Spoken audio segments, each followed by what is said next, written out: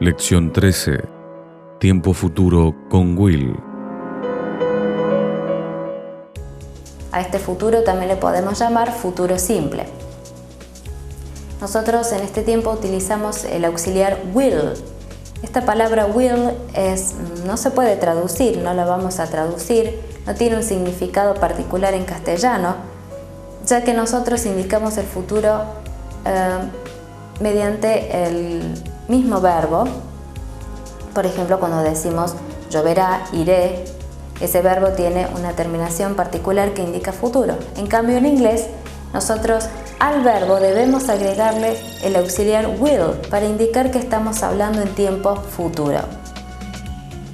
Es decir, que nosotros en una oración afirmativa vamos a emplear will más un verbo en infinitivo. Ese verbo entonces va a estar empleado en tiempo futuro. Podemos emplear entonces will con cualquiera de las personas, sin ningún cambio. Cuando negamos, nosotros agregamos not después de will. En una oración negativa, entonces nos vamos a encontrar con will not más un verbo. Y por último, para preguntar, vamos a ubicar este auxiliar will adelante de la persona. Will, sujeto y un verbo. Ahora nos referimos al uso de este tiempo futuro con will o futuro simple. Vamos a ver que se utiliza para diferentes situaciones que indican tiempo futuro. En primer lugar, cuando hablamos de predicciones sobre el futuro, sobre lo que nosotros sabemos que sucederá, ocurrirá en el futuro. Muchas veces lo empleamos para hablar de predicciones sobre el tiempo, cuando hablamos sobre el clima, de cómo estará el tiempo mañana, pasado o el fin de semana, etc. Por ejemplo, It will rain. Lloverá. Por otro lado, también lo empleamos con ciertos verbos, ciertas expresiones, como el verbo hope, esperar, think, creer, pensar, expect, también esperar, con la expresión be sure, estar seguro, o be afraid, temer o tener miedo. Muchas veces también con el verbo think, cuando nosotros estamos decidiendo qué vamos a pedir en un restaurante, por ejemplo. Decimos yo creo que comeré, tomaré, pediré, etc. Usamos entonces ese futuro con will en esos casos. Un ejemplo. I hope it won't rain. Espero que no llueva.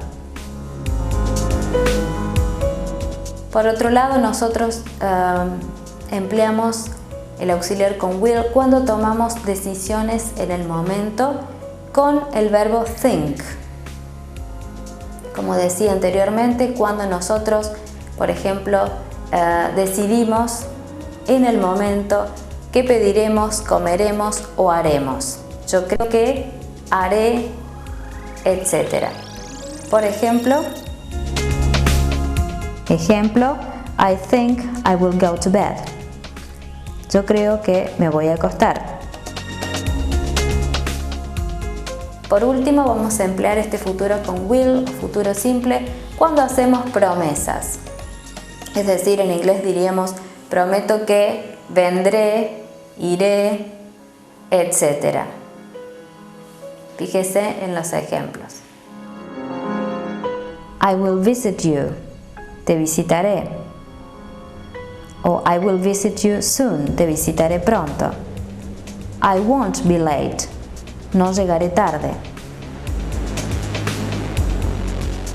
También note que en las oraciones negativas, además de will not, podemos expresarlo de la siguiente forma.